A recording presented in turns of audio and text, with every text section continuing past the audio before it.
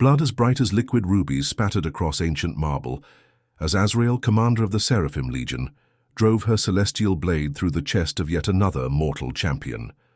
The man's eyes widened, not in pain, but in the shocking revelation that all his training, all his prayers, all his blessed weapons, had proven utterly meaningless against her divine fury. "Is this truly the best humanity offers?" she asked, her voice resonating through the ruined temple with harmonics that caused the few remaining stained glass windows to vibrate dangerously. "Is this what you send against the heavenly host?" Her 6 wings, each larger than a warship's sail, unfurled behind her, catching the light that streamed through the shattered dome above. Where that light touched her feathers, it fractured into impossible colors that human eyes were never meant to perceive. Several of the surviving soldiers fell to their knees, blood streaming from their eyes as their mortal senses overloaded. Azrael cast the champion's corpse aside with contemptuous ease. Around her lay the broken bodies of 37 warriors, the elite guardians of mankind's last sanctuary. They had fallen in less time than it took to recite a prayer. The marble floor, once immaculate white veined with gold, now resembled a butcher's abattoir.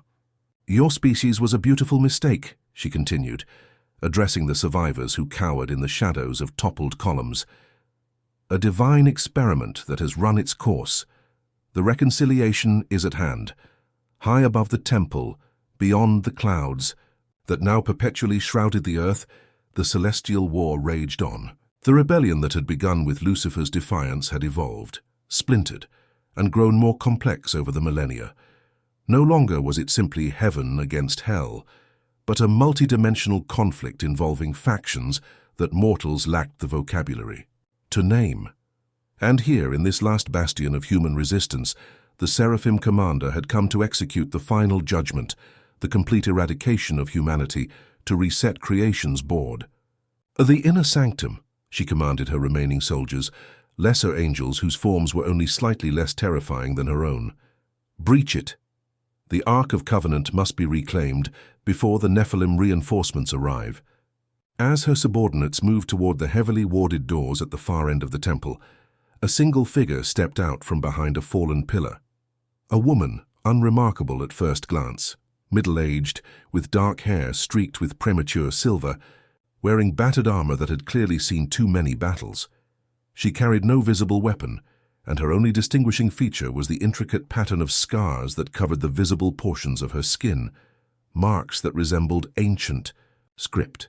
"That's far enough," the woman said, her voice startlingly ordinary after the harmonic resonance of Azrael's.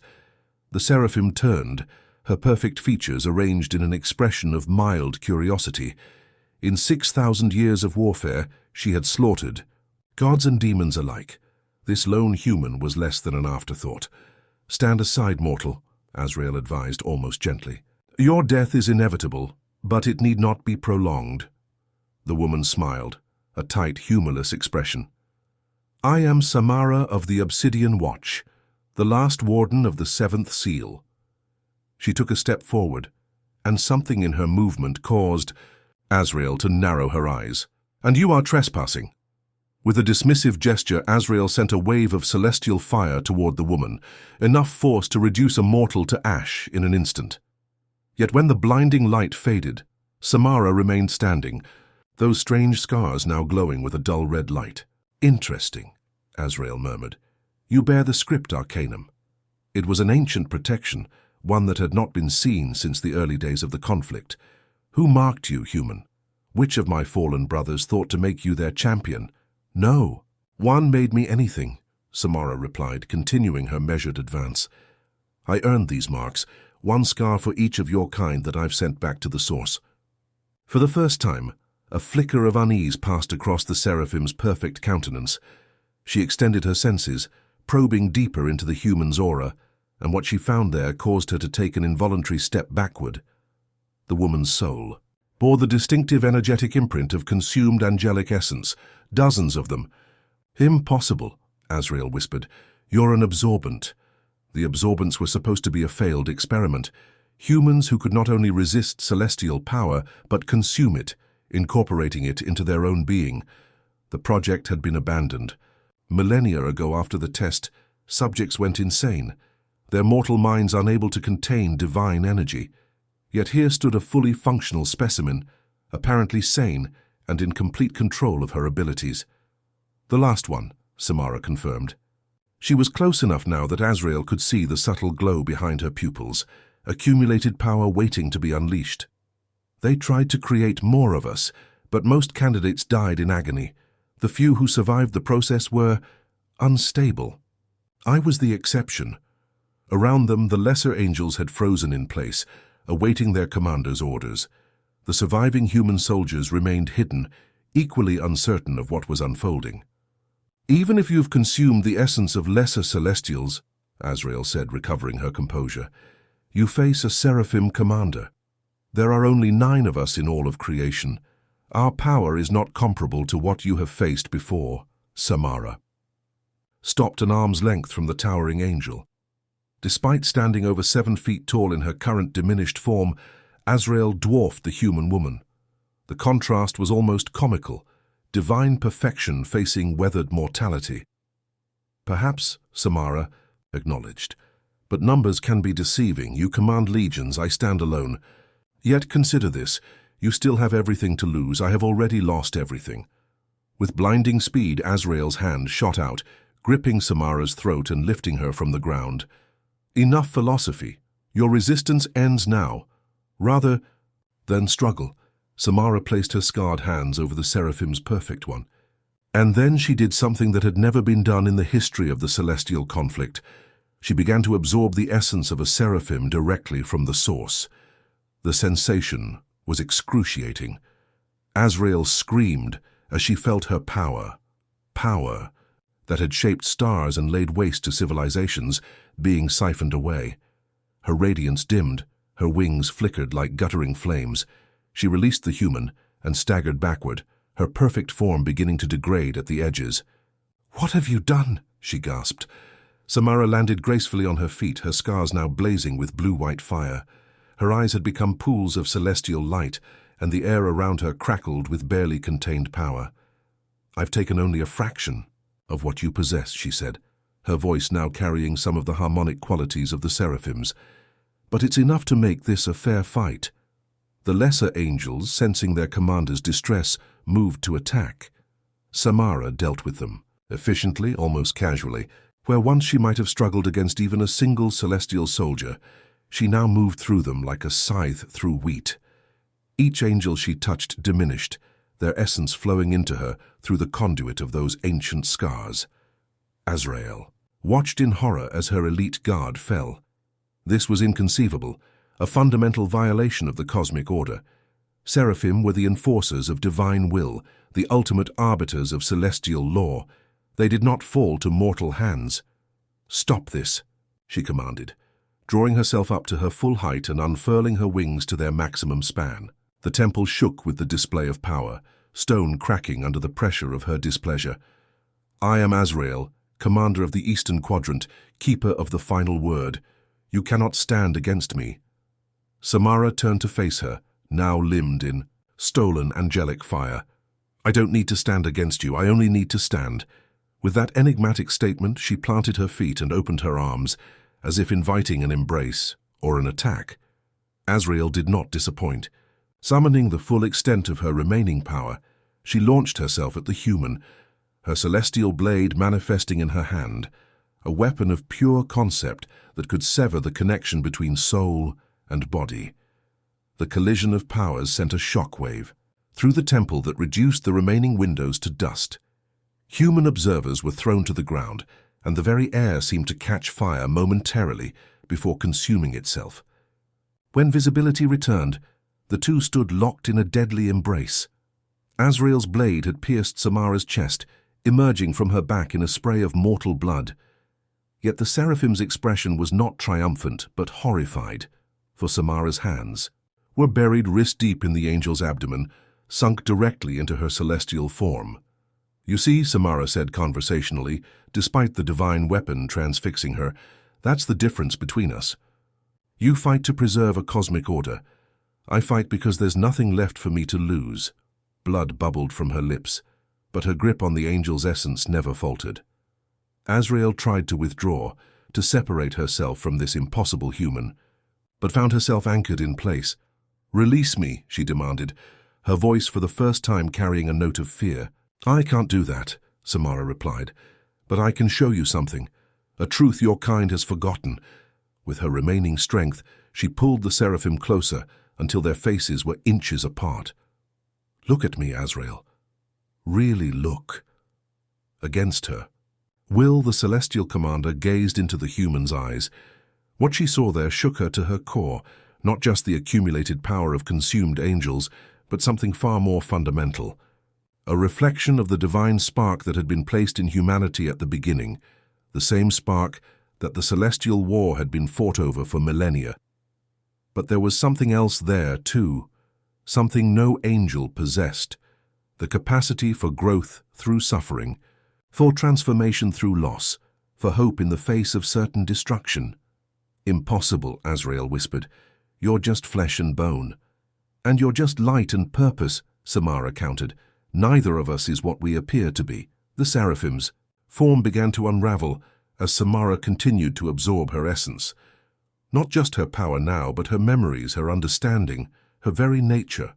Millennia of existence poured into a mortal vessel that should have shattered under the influx, but somehow expanded to contain it. "You can't hold all of me," Azrael warned, her voice growing weaker. "A Seraphim's essence would burn out 1,000 absorbents." "I don't intend to hold it," Samara revealed, her expression softening despite the agony she clearly endured. "I'm just the conduit." Only then did Azrael understand the true plan and the true meaning of the seventh seal. Her gaze darted to the inner sanctum doors, which were beginning to glow with accumulated power. The ark within wasn't just a relic, it was a reservoir designed to contain and redistribute celestial essence. "You've turned yourself into a weapon," she realized. "A celestial siphon."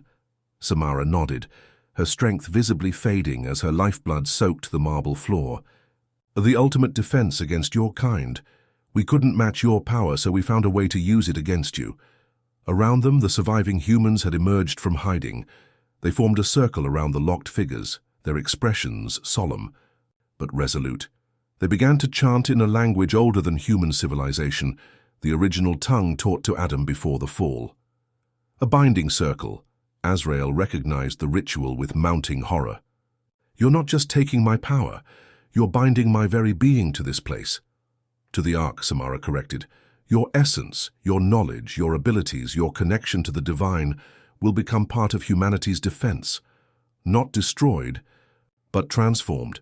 The Seraphim struggled with renewed desperation, but the connection between them had become unbreakable. Her magnificent wings began to dissolve, the feathers transforming into motes of light that streamed toward the inner sanctum doors. "Why?" she demanded. "Why sacrifice yourself this way? You could have absorbed enough power to become a god among your kind." Samara's smile was genuine now, despite the celestial blade still impaling her, because this was never about power. It was about balance. Her voice grew weaker, but her grip remained firm. "The war between heaven and hell has left humanity, caught in the middle for too long. Neither side truly cares for us, we're just territory to be claimed, souls to be tallied." Blood ran freely down her armor now, pooling at her feet. The scars that covered her body had begun to flake away, their purpose fulfilled. "The prophecy," Azrael suddenly understood. "The reconciliation." "Yes," Samara confirmed, "but not the one you were sent to enforce. The true reconciliation, the balancing of celestial and terrestrial, neither your total victory nor your absolute defeat, but a new covenant." The inner sanctum doors burst open, revealing not just the ancient ark, but a chamber filled with hundreds of humans bearing the same script-like scars as Samara. Each of them channeled the power she was drawing from Azrael, distributing it safely, among themselves becoming living vessels of divine essence. "You've created new Nephilim," Azrael accused, her voice barely audible now as her form continued to dissolve. "No," Samara corrected gently. "The Nephilim were accidents, unplanned offspring with unstable abilities. These are the chosen, volunteers, who understand the burden they're accepting. They will be the bridge between realms, neither fully human nor truly divine." The Seraphim commander looked upon what was unfolding, and for the first time in her existence felt uncertainty. This was not part of the divine plan as she understood it. Or was it? Had there been aspects of creation's purpose hidden even from beings of her stature? "You cannot win," she said, but the words lacked conviction. "The other Seraphim will come. They will undo what you've done here." "Perhaps," Samara acknowledged. Her skin had grown pale, her life clearly ebbing, yet her eyes remained clear and focused. "But they will find a humanity changed. And maybe, just maybe, they will learn what you're learning now." "And what is that?" Azrael asked, genuine curiosity in her tone. That underestimating humanity was heaven's first and greatest mistake. With those words, Samara summoned her remaining strength and pulled the Seraphim into a complete embrace. "We were never meant to serve or to rule. We were meant to evolve. And now, with your help, we will." The final transfer of power was catastrophic in its intensity. Light erupted from both figures, enveloping the entire temple in radiance that could be seen for miles. When it faded, Samara's body lay empty on the marble floor, the celestial blade dissolving into nothingness without its wielder's will to maintain it.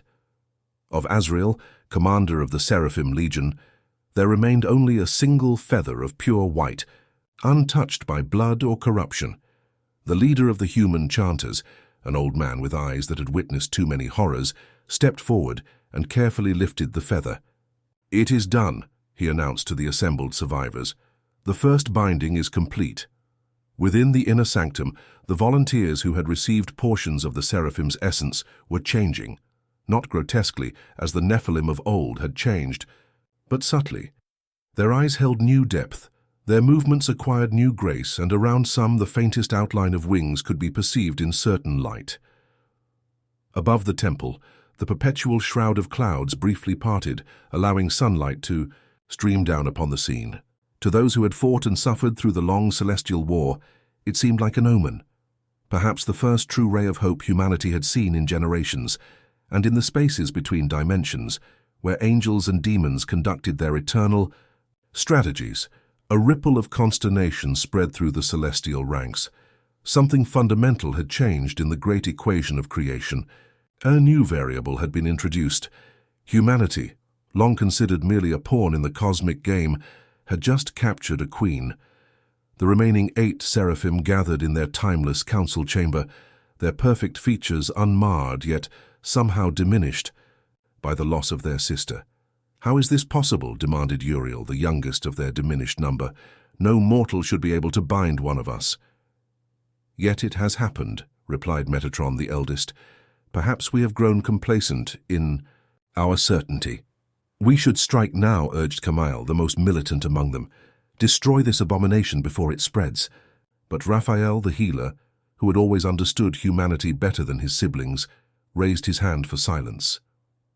"Before we act, we should consider a possibility that none of us has dared to voice. What if this is not a violation of the divine plan, but its fulfillment?" The council chamber fell silent as the implications of his words settled upon them like a physical weight. And in that silence, for the first time since creation's dawn, doubt entered the minds of heaven's most perfect warriors. Not doubt in their mission or their power, but in their understanding of the Creator's ultimate design.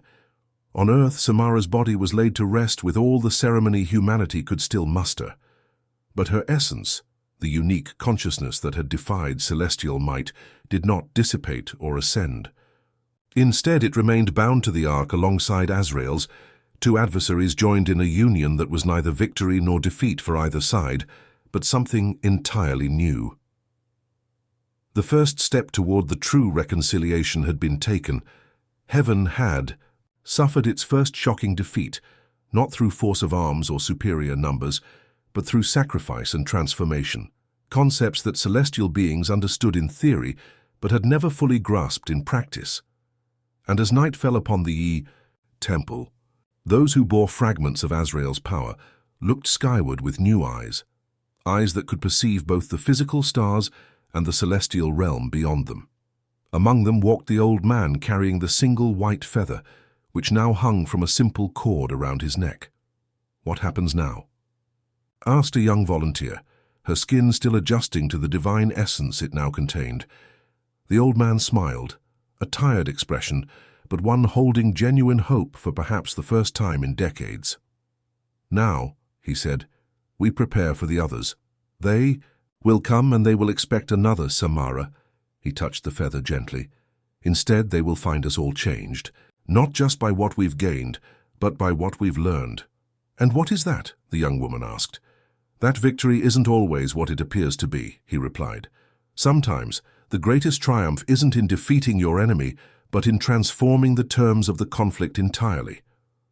As if in response to his words, the white feather briefly glowed within a light. Not the overwhelming radiance of a seraphim at full power, but something tempered, balanced, reconciled. The true war was just beginning. But for the first time, since the conflict had engulfed their world, humanity would not merely be its battlefield, they would be its arbiters.